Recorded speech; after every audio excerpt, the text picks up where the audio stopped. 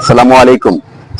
এবার ঈদে গ্রামের বাড়িতে যারা ঈদ করতে যাবেন, যাদের ব্যবসা প্রতিষ্ঠান আছে, বাসা আছে, ফ্ল্যাট আছে, হ্যাঁ, মানে দোকানপাট আছে, যারা ঈদে বাড়িতে যাবেন ঈদ করতে, আমাদের ডিএমপি কমিশনার মানে ঢাকার কমিশনার সে কিন্তু বলে দিছে যে আপনারা ঈদে যখন বাড়িতে যাবেন, আপনার দোকান, আপনার বাড়ি, আপনার গাড়ি, আপনার ব্যবসা, আপনার ঘর, আপনার ফ্ল্যাট, নিজের সিকিউরিটি নিশ্চিত করে তারপরে আপনি বাড়িতে যাবেন।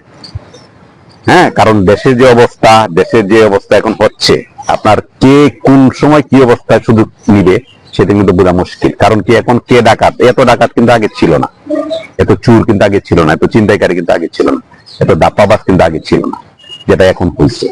এই কারণে কমিশনার বলে দিছে যে আপনার বাড়ির সিকিউরিটি নিশ্চিত আপনি করবেন, আপনার নিজ দায়িত্বে যাবেন।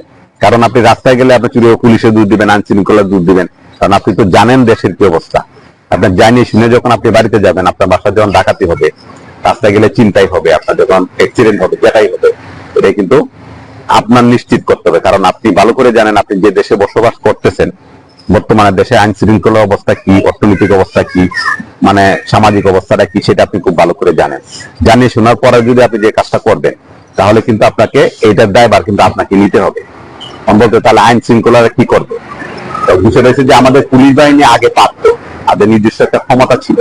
এখন এই যে আপনার জুলাই আন্দোলনের পরে তারা যে অন্যায় করছে অথবা যে বিপদের মধ্যে আছে এখন, তারা কিন্তু সেটা পারছে না, আর্মিরাই পারতেছে না। মানে আর্মিদের কথাও কিন্তু, আর্মি কতটা কাজ, বাংলাদেশের আর্মি কতটুকু আছে যে আপনার সবকিছু নিশ্চিত করবে।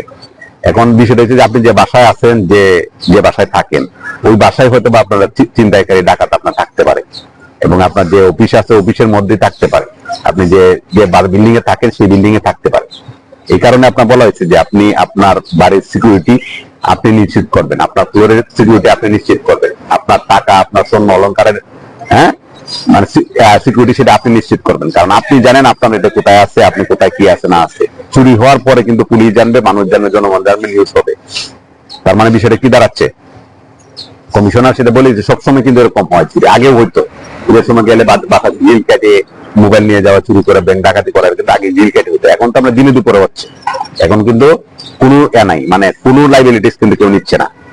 তাই আপনি যখন ঈদে বাড়িতে যাবেন, রাস্তার যে সিকিউরিটি, আপনার সন্ধ্যার পরে যে রাস্তায় আপনার ডাকাতি হবে না, আপনার গাড়ি থেকে সবকিছু নিয়ে যাবে না, আপনাকে মারে আপনার গাড়ি নিয়ে যাবে না, আপনার টাকা মোবাইল টোবাইল নিয়ে যাবে না রাস্তায় রাতের 8টার পরে, সন্ধ্যার পরে, এটা কিন্তু সিকিউরিটি মানে দিতে পারতেছে না। কারণ সবাই, সারা বাংলাদেশ বা ঢাকার মানুষ এখনই সিকিউরিটি দেওয়া সম্ভব না। যখন ঢাকার মানুষ, সারা ঢাকা শহরের মানুষ সব গ্রামের গঞ্জে সরায় যাবে, তখন কিন্তু আপনার চুরি করতে সুবিধা হবে, সবকিছু খালি হবে, খালি খালি হবে। মানে সবকিছু কিন্তু আপনার দেখবেন যে আপনার মানে সুবিধা হবে, মানে আইন শৃঙ্খলা বাহিনী আছে, ওরা চুরিতে যাবে না, হয়তো বা চুরি যাইতে পারে কিছু, কিন্তু মানুষ যখন কমে যাবে তখন কিন্তু আপনার চুরি ডাকাতি করার, চিন্তা করার সবচেয়ে সুবিধা, হ্যাঁ, কমে যাবে যখন সব বন্ধ থাকবে, যখন, হ্যাঁ, আপনার বাড়িতে, আপনার গাড়িতে, আপনার অফিসে, আপনার ফ্ল্যাটে সবকিছু। এই কারণে আপনি ঈদে যখন উৎসবের, আমরা বাঙালি যারা মধ্যবিত্ত দেশ, তো আমরা ঈদ দুইটাকে আপনাকে সবচেয়ে বড় হিসেবে ধরে রাখি। গ্রামে যখন বাড়াইতে যাই, ইচ্ছা করলে কিন্তু আমরা সবসময় যাইতে পারি, কিন্তু আমরা যাই না। ঈদের সময় যাই, আমরা অন্যদের সাথে দেখা হয়। মধ্যবিত্ত তো, মধ্যবিত্ত যারা আছে, উৎসবটাকে আমরা ত্যাগ করি। উৎসবটা যেন উৎসবের মতো থাকে। আপনারা যারা যাবেন, আমার অফিসের অনেকে যারা চাকরি করে, তাদেরকে আমি বলে দিচ্ছি যে আপনি যদি খুব প্রয়োজন হয় তাহলে এখন চলে যান, ঈদের সময় ঢাকা থাকেন।